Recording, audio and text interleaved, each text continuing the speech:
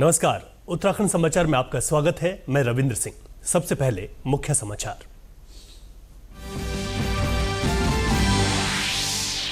केदारनाथ में अब तक तकरीबन 6000 लोगों को रेस्क्यू कर सुरक्षित स्थान पर पहुंचाया गया। मुख्यमंत्री पुष्कर सिंह धामी ने कहा, केंद्र रख रहा है स्थिति पर नजर।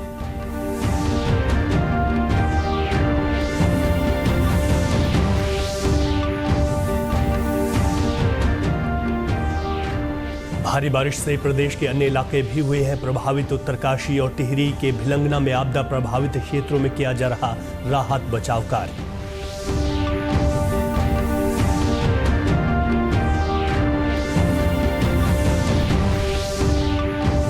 प्रदेश के प्रत्येक विकासखंड में 5-5 गांवों को आदर्श ग्राम के रूप में विकसित किया जाएगा। मुख्यमंत्री ने दिए योजनाबद्ध तरीके से काम करने के निर्देश।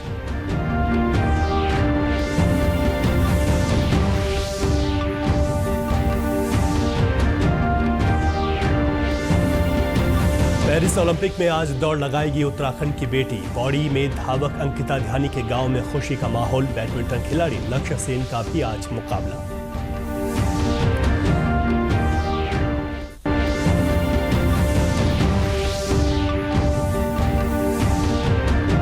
और राज्य भर के शिवालयों में आज शिवरात्रि पर किया गया जलाभिषेक। 4.5 करोड़ से अधिक कांवड़ियों ने इस वर्ष राज्य में आकर लिया गंगा जल।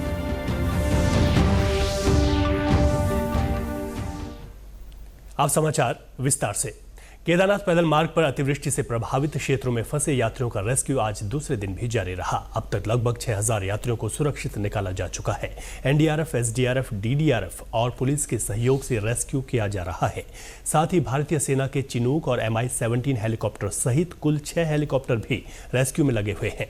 हालांकि मौसम खराब होने के कारण हेलीकॉप्टर की उड़ान बाधित हो रही है। इसी बीच केंद्र सरकार और प्रधानमंत्री कार्यालय भी स्थिति पर नजर बनाए हुए हैं। मुख्यमंत्री पुष्कर सिंह धामी ने बताया कि केंद्र द्वारा हर संभव सहायता का आश्वासन दिया गया है। अभी तक सब मिलाकर जितने लोगों को बचाव किया गया है, राहत की गई है और निकाला गया है, रेस्क्यू किया गया है, लगभग वो संख्या 5000 है। कुछ को हेली सेवा एयर से निकाला गया है, कुछ को वैसे निकाला गया है। 5000 किया गया और जो लोग अभी बचे हुए हैं लगभग 1000 के लगभग लोग धाम पर हैं और मौसम यदि ठीक रहता है तो आज शाम तक सभी को निकाल लिया जाएगा। लगातार आदरणीय प्रधानमंत्री जी पूरी तरह से उन्होंने हमको कहा है कि हर तरीके से इस आपदा में हमारे साथ हैं और सभी संभव सहायता वहाँ से हो रही है। आज दोपहर तक 600 यात्रियों को हेलीकॉप्टर के जरिए और 1500 को पैदल रास्ते से सकुशल रेस्क्यू किया जा चुका है। केदारनाथ में 450 से अधिक तीर्थ यात्रियों को भारतीय सेना के चिनूक और MI-17 हेलीकॉप्टर से गौचर लाया जाएगा। जिलाधिकारी डॉक्टर सौरभ गहरवार और पुलिस अधीक्षक डॉक्टर विशाखा अशोक भदाणे सोनप्रयाग में पैदल रास्ते ले जा रहे यात्रियों के बारे में जानकारी प्राप्त कर रहे हैं। आपको बता दें, बीते बुधवार को देर शाम करीब 7:30 बजे से शुरू हुई बारिश के चलते केदारनाथ में कई जगह नुकसान हुआ। सड़कें बहने, पैदल मार्ग के कटाव के चलते यात्री जगह जगह फंस गए थे। आज रुद्रप्रयाग के जिलाधिकारी डॉक्टर सौरभ गहरवार ने बताया कि अभी तक 6000 से अधिक यात्री और स्थानीय लोगों का सकुशल रेस्क्यू किया जा चुका है। उन्होंने बताया कि लापता लोगों के बारे में फिलहाल स्थिति स्पष्ट नहीं है। रेस्क्यू अभियान पूरा होने के बाद ही स्थिति स्पष्ट हो सकेगी। प्रशासन द्वारा यात्रियों को भोजन, पानी और चिकित्सा की व्यवस्था भी की जा रही है। 18000 फूड पैकेट्स, 3500 पानी की बोतलें बांटी गई हैं। रेस्क्यू के साथ राहत और उपचार कार्य भी जारी है। बीते 2 दिनों की भारी बरसात के चलते राज्य भर के कई गांवों में काफी नुकसान हुआ है। उत्तरकाशी के कई गांवों में खेत बह गए हैं, पैदल मार्ग क्षतिग्रस्त हो गए हैं, कई छोटे बड़े पुलों को नुकसान पहुंचा है। जिले के डूंडा ब्लॉक के नाकुरी गांव के रास्ते बह जाने से ग्रामीण परेशान हैं और खुद ही रास्ता तैयार करने में जुटे हैं। यहाँ पैदल पुल, संपर्क मार्ग, सड़कों के बुरी तरह क्षतिग्रस्त होने से आवागमन में दिक्कतें हो रही हैं। बच्चे स्कूल नहीं जा पा रहे हैं। लोगों के मवेशी भी छानियों में अलग थलग पड़ गए हैं। नाकुरी गाड़ के 10 किलोमीटर हिस्से में दोनों तरफ सिंचित भूमि है, जिसका पानी बढ़ने से खेती और धान की फसलों को भी नुकसान पहुंचा है। ये खेती कम से कम 50-60 नाली बह गई है और पुल भी, जो हमारा पुल है वो भी बहने की कगार में है और उनसे का जाने पैदल रास्ता है ये भी ख़त्म है। अभी हम सिंगोट से, मांगली सेरा से, मलान गाँव से और भाटू सेरा से सभी जगह से आ रहे हैं। कई लोगों की खेती सब ख़त्म हो चुकी हैं और अगर ये सिंगोट में 3 पुल जो हमारे एक पौराणिक पुल है, पैदल मार्ग है, पैदल यात्रा चलती है, जिसमें कि सेम की यात्रा भी चलती है और पुल भी हमारा ख़त्म हो चुका है और मोटर पुल भी वहाँ पे ख़त्म हो चुका है। सुबह से घूम रहे हैं सिंगोट में 3 पैदल पुलिया, 1 गाड़ी का पुल और जितनी भी लघु सिंचाई नहरें हैं, जल संस्थान के हेड हैं, सारे बह चुके हैं। खेतों की जो सुरक्षा वाल थी वो भी सिंगोट से लेकर नीचे नाकुरी तक मांगली शेरा पूरे गदेरे में जो है हमारे खेतों को लगभग 50 एकड़ ज़मीन जो है बह चुकी है और लोगों का भारी से भारी नुकसान हो गया है। और नदी का लेवल इतना ज़्यादा चला गया है कि पानी अगर और ज़्यादा रात को आता है तो गाँव में घुस सकता है। उत्तरकाशी के जिलाधिकारी डॉक्टर मेहरबान सिंह बिष्ट ने भूस्खलन और नदी नालों के कटाव से सिंचित भूमि को हुए नुकसान का आकलन करने के निर्देश दिए हैं। साथ ही अधिकारियों को राहत और पुनर्निर्माण कार्य तत्काल करने को कहा है। टिहरी के भिलंगना विकासखंड में आपदा प्रभावित क्षेत्रों में राहत बचाव कार्य किया जा रहा है। यहां बूढ़ा केदार क्षेत्र के तीनगढ़, तोली, जखाना, थाती और नैलचमी के जखन्याली में भारी बारिश से काफी नुकसान हुआ था।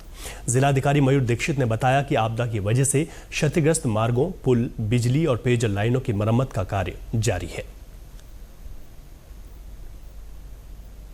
जो भी पिछले हफ्ता घनसाली में जो आपदा आई है उसकी वजह से जो हमारी बरसंपिया क्षतिग्रस्त हुई थी उसका रिपेयरिंग का काम हमारा चल रहा है। जो हमारा ब्रिज कल रात को डैमेज हुआ था, परसों रात को, उसमें ऑलरेडी हमारा सामान पहुंच चुका है और कार्य प्रारंभ हो चुका है और अगले 3 से 4 दिन में वो ब्रिज हमारा सुचारू हो जाएगा। इसके अतिरिक्त बूढ़ा केदार क्षेत्र में भी रिवर चैनलाइजेशन का कार्य चल रहा है। उसकी दीवारों के लिए भी हमने आगे प्रक्रिया शुरू कर दी है और हमारा रिलीज सेंटर भी सुचारू चल रहा है। और जो हमारी रोड्स आगे पिंसवाड़ आदि के क्षेत्र के लिए बंद हो रखी हैं उसको खोलने के लिए भी कार्य चल रहा है। बालगंगा और धर्मगंगा नदियों के उफान के चलते आए मलबे को हटाने में प्रशासन जुटा है। मोयाल गांव के पास चारधाम यात्रा का पुल भी इस आपदा की भेंट चढ़ गया था। लोक निर्माण विभाग वैली ब्रिज तैयार करने में जुटा है। अधिशासी अभियंता दिनेश चंद नौटियाल ने बताया कि 1 सप्ताह के भीतर पुल बनकर तैयार हो जाएगा। ये उत्तरकाशी लंबगांव घनसाली तिलवाड़ा मोटर मार्ग का किलोमीटर 108 है। ये चारधाम यात्रा का गंगोत्री से केदारनाथ को जोड़ने वाला एक बहुत ही महत्वपूर्ण मार्ग है। इसमें हमारे द्वारा त्वरित कार्रवाई करते हुए कल रात में जो दाईं ओर का क्षतिग्रस्त एबटमेंट था उसका सुरक्षात्मक कार्य पूर्ण कर लिया गया है। बाईं ओर का कार्य हमारे द्वारा आज किया जा रहा है। मीनवाइल हमारे सारे ब्रिज के पार्ट साइड पर पहुँच चुके हैं, उतर भी चुके हैं और आज से हमारी असेंबलिंग शुरू हो जाएगी और हमें उम्मीद है कि हम 4 या 5 दिन में इस वैली ब्रिज को तैयार करके यातायात यहाँ पर सुचारू कर देंगे। भिलंगना विकासखंड के मोयाल गांव में क्षतिग्रस्त पुलिया की भी मरम्मत की जा रही है ताकि स्थानीय लोगों को आवाजाही में दिक्कत न हो। लोक निर्माण विभाग तो जब आपदा आई तो जैसे हम लोगों ने इनको फ़ोन किया वो तुरंत आ गए थे और जो रास्ते में स्लिप पड़ी हुई थी सारी नौताड़ में हो या रास्ते में जितनी स्लिप है लगभग 2 बजे रात तक इन लोगों ने काम किया है परसों, और कल जो है 3 बजे रात तक इन्होंने यहाँ पर काम किया है, लगातार काम कर रहे हैं। वहीं दूरस्थ क्षेत्र पिंसवाड़ में भी आपदा से काफी नुकसान हुआ है। यहाँ के पूर्व प्रधान धर्म सिंह जाखेड़ी ने बताया कि जिला प्रशासन मूलभूत सुविधाओं को दुरुस्त करने में जुटा है। इस समय जो आपदा का कहर हुआ है वो प्रशासन की तरफ से बहुत बड़ा सहयोग दिया जा रहा है और लगातार डीएम साहब हो या उप जिलाधिकारी हो या कोई भी प्रशासन की टीम है, ये सरकार की तरफ से काफ़ी जो भी है प्रयास जारी है। बुधवार रात की भारी बारिश के चलते हुए नुकसान के बाद राज्य में राहत और बचाव कार्य तेज गति से किया जा रहा है। आपदा प्रबंधन सचिव विनोद कुमार सुमन ने बताया कि केदारनाथ में आज दिन भर रेस्क्यू अभियान चलाया गया। खराब मौसम के चलते रेस्क्यू में बाधित भी हो रहा था। उन्होंने बताया कि केदारनाथ में भूस्खलन के चलते फिलहाल आवाजाही बाधित है और लोगों को यहां आने से रोका जा रहा है। सोनप्रयाग का रास्ता पुनः बाधित हुआ है तो वो थोड़ा सा रास्ता खतरनाक हो रहा है, रोकने की कार्रवाई की जा रही है लोगों को, लेकिन तब भी इक्का दुक्का लोग आ जा रहे हैं। सुबह से आज पुनः 5 हेलीकॉप्टर लिंचोली और भीमबली में तैनात किए गए हैं। उनसे लगातार रेस्क्यू वगैरह किया जा रहा है, लोगों को नीचे लाया जा रहा है। माननीय मुख्यमंत्री जी के निर्देशों पे भारत सरकार से बात करके एक MI-17 हेलीकॉप्टर और एक चिनूक हेलीकॉप्टर की व्यवस्था की गई है। दोनों हेलीकॉप्टर कल हमारे आ गए थे गौचर में। आज सुबह MI-17 हेलीकॉप्टर केदारनाथ जी गया था, वहाँ से 15 लोगों को लेकर आया है नीचे। चिनूक हेलीकॉप्टर भी गया था गौचर से, रास्ते में लौटना पड़ा क्योंकि बादल आ गए थे। अभी वहाँ पे बादल छाए हुए हैं, तो इस चक्कर में रेस्क्यू का काम केदारनाथ जी में बंद है और हम प्रयास कर रहे हैं कि साइमल्टेनियस दोनों चला हुए हैं हेलीकॉप्टर। आपदा सचिव ने कहा कि मौसम के मुताबिक राहत बचाव कार्य चलाया जा रहा है। उन्होंने बताया कि केदारनाथ को छोड़कर राज्य के सभी प्रमुख मार्ग खुले हुए हैं और बंद रास्तों को खोलने का कार्य जारी है। जो भी मेजर हमारे राजमार्ग हैं, जो चारधाम यात्रा मार्ग हैं, एक केदारनाथ जी को छोड़ के सभी खुले हुए हैं। हमारा गंगोत्री जी की यात्रा, यमुनोत्री जी की यात्रा, बद्रीनाथ जी की यात्रा सुचारू है, कहीं कोई दिक्कत नहीं है। हमारे मेजर रास्ते सारे खुले हुए हैं। जहाँ रास्ते बंद हैं, ग्रामीण सड़कें बंद हैं, जिनकी संख्या 100 से अधिक है, लेकिन वो छोटे रास्ते हैं और सभी के वैकल्पिक मार्ग उपलब्ध हैं, तो लोगों का आवागमन वहाँ से हो रहा है। प्रदेश के अधिकांश हिस्सों में आज आंशिक तौर पर बादल छाए रहे। दोपहर बाद राज्य में कहीं कहीं हल्की बारिश भी हुई। मौसम विभाग ने कल चमोली और बागेश्वर जिले में कहीं कहीं भारी से बहुत भारी बारिश का ऑरेंज अलर्ट जारी किया है। साथ ही हरिद्वार और उधम सिंह नगर को छोड़कर राज्य के अन्य हिस्सों में भी हल्की से मध्यम बारिश की संभावना जताई गई है। वर्षा का यह दौर आने वाले दिनों में भी जारी रहने का अनुमान है। इस बीच बुधवार को राज्य के विभिन्न हिस्सों में बारिश और पर्वतीय भूस्खलन के कारण पहाड़ी इलाकों में ग्रामीण क्षेत्रों को जोड़ने वाली 100 से अधिक सड़कें बंद हैं। साथ ही राज्य की प्रमुख नदियों के जलस्तर में भी वृद्धि दर्ज की गई है। केरल में भूस्खलन प्रभावित वायनाड में युद्ध स्तर पर तलाश अभियान जारी है। मंगलवार को आई प्राकृतिक आपदा से कथित तौर पर अब तक लगभग 300 लोगों की जान चली गई। सशस्त्र बलों के नेतृत्व में चल रहे तलाशी अभियान के चौथे दिन सेना ने पदावेट्टीकुन्नू क्षेत्र से 4 लोगों को बचाया गया है।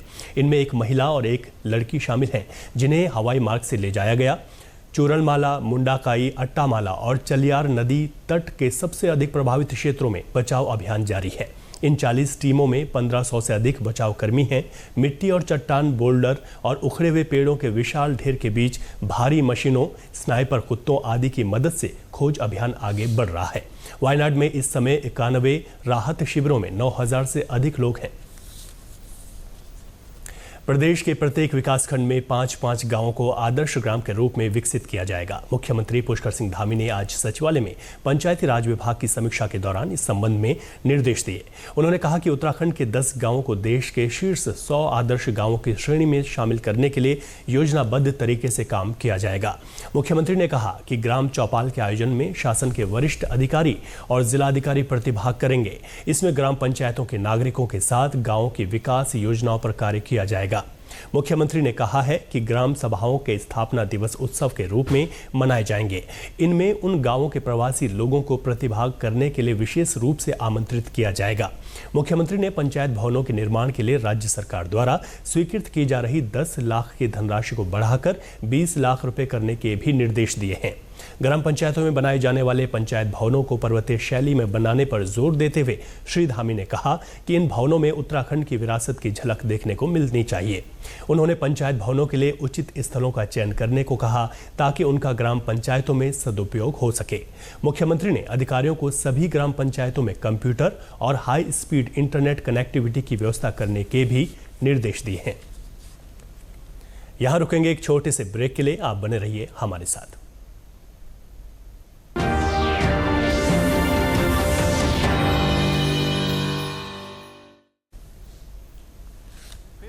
पेमेंट फेल, लेकिन पैसे तो कट गए। गई मेरी मेहनत की कमाई। हो जाएगी भरपाई, चिंता मत कर मेरे भाई। अगर डिजिटल ट्रांजैक्शन फेल हो जाए और अकाउंट से पैसे कट जाएं, तो बैंक समय से पैसे लौटा देगा, वरना कॉम्पनसेशन का है प्रावधान। नहीं तो आरबीआई के ओम्बुड्समैन को शिकायत करें आप। या बिल, मेरी फीस। आरबीआई कहता है जानकार बनिए, सतर्क रहिए।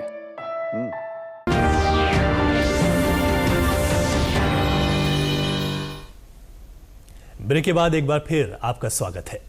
उत्तराखंड की अंकिता ध्यानी आज पेरिस ओलंपिक में अपने पहले मुकाबले के लिए उतरेंगी। रात 9:40 पर अंकिता 5000 मीटर रेस में प्रतिभाग करेंगी। अंकिता पौड़ी गढ़वाल के जय हरीखाल ब्लॉक के मेरुडा गांव की रहने वाली हैं। अंकिता उत्तराखंड की पहली धाविका हैं जो ओलंपिक तक धावक के रूप में पहुंची हैं। यहां पहुंचने के लिए अंकिता के सामने कई चुनौतियां आई और अंकिता ने उनका बखूबी मुकाबला किया। दिक्कत थी, उसकी प्रतिभा में तो कोई कमी नहीं थी, जुनून में भी कोई कमी नहीं थी, लेकिन आर्थिक तंगी थी। आर्थिक तंगी उसके माता पिता के आगे थी, गांव के साधारण ग्रामीण लोग थे, तो उसमें कभी मैं पीछे नहीं हटी। जहां पर और उसकी माँ का सबसे बड़ा योगदान है इसमें। अगर मैं लाख भी कर लेती और वो बोल देती एक दिन की मेरा बच्चा नहीं जाएगा या मैडम जी मैं नहीं भेजूंगी, उसने ऐसे हवाले कर दिया कि मैडम जी आप जो कर सकते हैं आप कीजिए, बस मुझे पता चलना चाहिए कि मेरा बच्चा कहाँ है। अंकिता ने बचपन में अपने गांव से ही दौड़ने की शुरुआत की थी। वो गांव के उन लड़कों के साथ दौड़ने जाती थी जो फौज की तैयारी करते थे। गांव की पगडंडियों से होकर ओलंपिक तक पहुंचने के अंकिता के सफर पर उनके परिजन बेहद खुश हैं। अपने इंडिया के लिए खेल रही है। आज सुबह ही मेरी उससे बात हुई है, तो उसने कहा कि दीदी मेरा गेम है 9:40 पे, तो हम सबकी उसके साथ शुभकामनाएं हैं और हम ईश्वर से प्रार्थना करते हैं कि भारत की झोली में एक और मेडल उसकी तरफ से भी आ जाए। आज भी हमारी बेटी आगे निकले और ओलंपिक में अपना देश का झंडा लहराए। हमें इतना गर्व हो रहा है अपनी बेटी पे कि आज उसने हमारा सर ऊंचा कर दिया। हमें बहुत खुशी हो रही है। उत्तराखंड के ही एक और खिलाड़ी लक्ष्य सेन भी आज पेरिस ओलंपिक में अपना मुकाबला खेलेंगे। बैडमिंटन खिलाड़ी लक्ष्य सेन का मुकाबला चीनी ताइपे के चाओ टिएन से होगा। लक्ष्य सेन ने कल भारत के ही एचएस प्रणय को हराकर क्वार्टर फाइनल में प्रवेश किया था। हर वर्ष सावन के महीने में बड़ी संख्या में कांवड़िए उत्तराखंड पहुंचते हैं। खासतौर पर शिवरात्रि के दिन तक भगवान शिव का जलाभिषेक करते हैं। हरिद्वार के शिवालयों में कांवड़ियों ने जलाभिषेक किया और गंगा जल लेकर अपने गंतव्य की ओर रवाना हो गए। उत्तराखंड पुलिस के मुताबिक इस वर्ष अभी तक तकरीबन 4.5 करोड़ कांवड़िए राज्य में आए हैं। आईजी गढ़वाल KS नगन्याल ने कहा कि नजदीकी क्षेत्रों के कांवड़िए अब भी जल लेकर रवाना हो रहे हैं। उन्होंने कहा कि यात्रा के दौरान राष्ट्रीय राजमार्ग पर यातायात व्यवस्था बनाए रखना बड़ी चुनौती थी। कांवड़ यात्रा इस बार बहुत शांतिपूर्ण ढंग से संपन्न हुआ। हाईवे का खुला रखना भी एक उत्तराखंड पुलिस के लिए बहुत एक बड़ी सफलता है। गत वर्षों में हमने देखा है कि जाम की स्थिति पैदा हो जाती है या लंबे समय तक जाम लग जाता था और उसको संघर्ष करके खोलना पड़ता था या डाइवर्ट करके खोलना पड़ता था। इस तरह की चीज़ें इस बार देखने को नहीं मिला। ये एक बड़ी उपलब्धि हरिद्वार पुलिस की टीम को मैं। सावन की शिवरात्रि पर राज्य भर के शिव मंदिरों में जलाभिषेक किया गया। उत्तरकाशी के काशी विश्वनाथ मंदिर में भी आज बड़ी संख्या में श्रद्धालुओं ने जलाभिषेक किया। सावन महीने में बड़ी संख्या में कांवड़िए यहां पहुंचते हैं और गंगोत्री से जल भरकर अपने गंतव्य की ओर रवाना हो जाते हैं। काशी विश्वनाथ मंदिर के पंडित ने बताया कि आज के दिन का विशेष महत्व है। आज के दिन खासतौर पर भगवान शिव का जलाभिषेक करने की परंपरा रही है। आज का जो दिन है श्रावण की शिवरात्रि है और इसमें जो जल चढ़ाता है आप लोग देख रहे होंगे कि दूर दूर से लोग नंगे पांव, कोई डाक कावड़ लेकर आ रहा, कोई कैसे लेकर आ रहा, क्योंकि ये चतुर्मास जो है 4 महीने भगवान विष्णु तो सोए रहते हैं, भगवान शंकर जागित रहते हैं इस दक्षिणायन में। और सावन में जो जल चढ़ाता है भगवान शंकर को, उसकी सारी मनोकामनाएं पूर्ण होती है। क्योंकि भगवान कहते हैं जो गंगा जल आनी चढ़ावे सो सायुज्य मुक्ति नर पावे। तो गंगा जल चढ़ाने का बड़ा महत्व है। बिना किसी केमिकल का इस्तेमाल किए हुए उत्तराखंड के 2 युवा मिट्टी से बेहतरीन पेंटिंग तैयार कर रहे हैं। सॉइल पेंटिंग के लिए चमोली के आयुष बिष्ट व टिहरी की अमिता बिष्ट उन्हीं धार्मिक स्थलों की मिट्टी व पानी का प्रयोग करते हैं। दोनों की उम्र अभी महज 23 वर्ष है। अभी तक वे उत्तराखंड के 4 धाम, कार्तिक स्वामी, बाबा नीम करौरी की पेंटिंग बना चुके हैं। साथ ही उन्होंने अयोध्या की मिट्टी से श्री राम मंदिर व वृंदावन की मिट्टी से श्री कृष्ण की पेंटिंग भी बनाई है।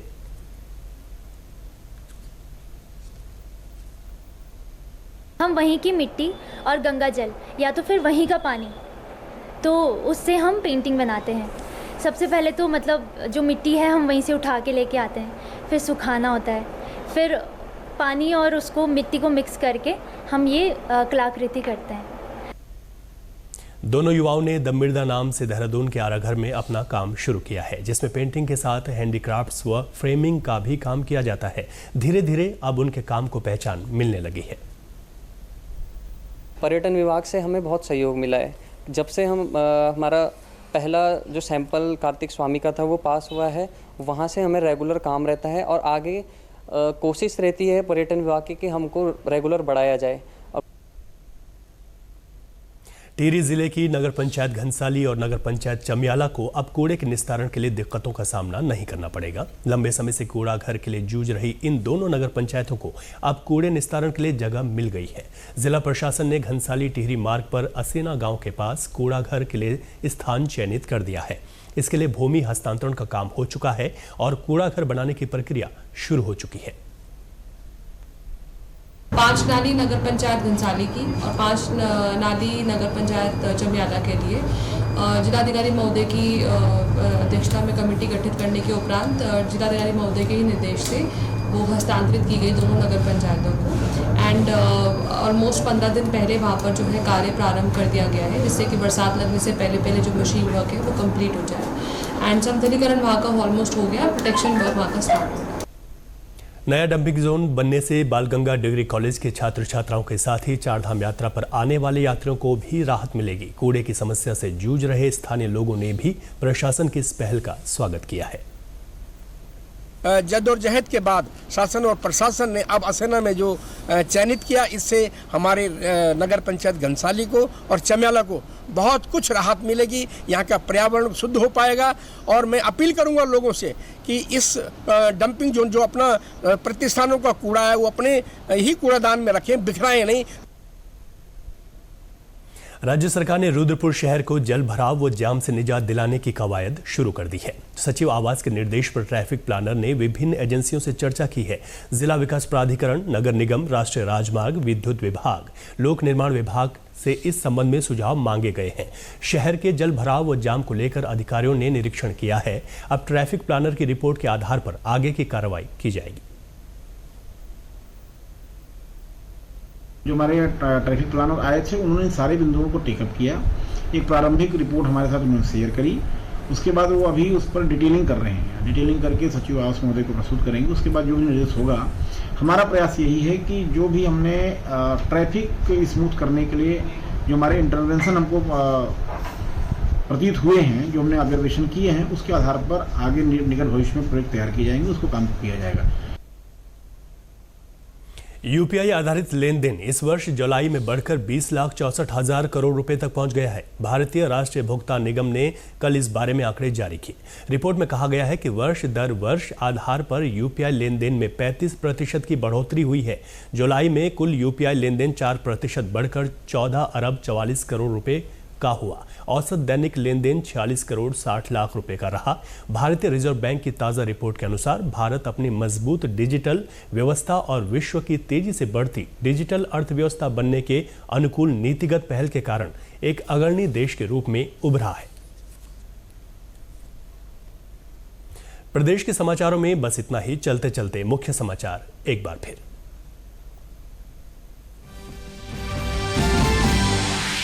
केदारनाथ में अब तक तकरीबन 6,000 लोगों को रेस्क्यू कर सुरक्षित स्थान पर पहुंचाया गया। मुख्यमंत्री पुष्कर सिंह धामी ने कहा, केंद्र रख रहा स्थिति पर नजर।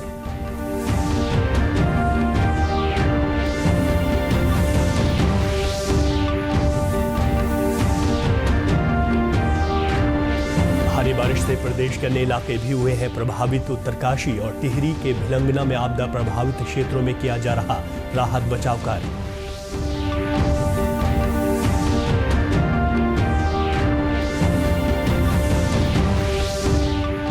प्रदेश के प्रत्येक विकासखंड में 5-5 गांवों को आदर्श ग्राम के रूप में विकसित किया जाएगा। मुख्यमंत्री ने दिए योजनाबद्ध तरीके से काम करने के निर्देश।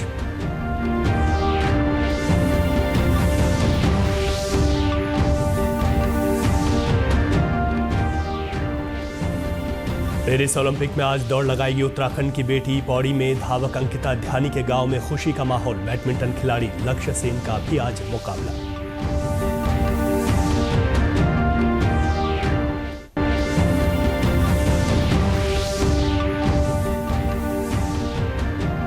और राज्य भर के शिवालयों में आज शिवरात्रि पर किया गया जलाभिषेक। 4.5 करोड़ से अधिक कांवड़ियों ने इस वर्ष राज्य में आकर लिया गंगा जल।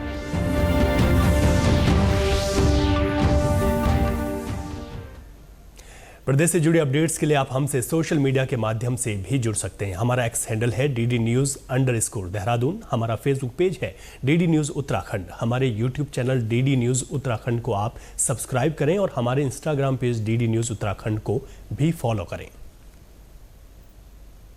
नमस्कार।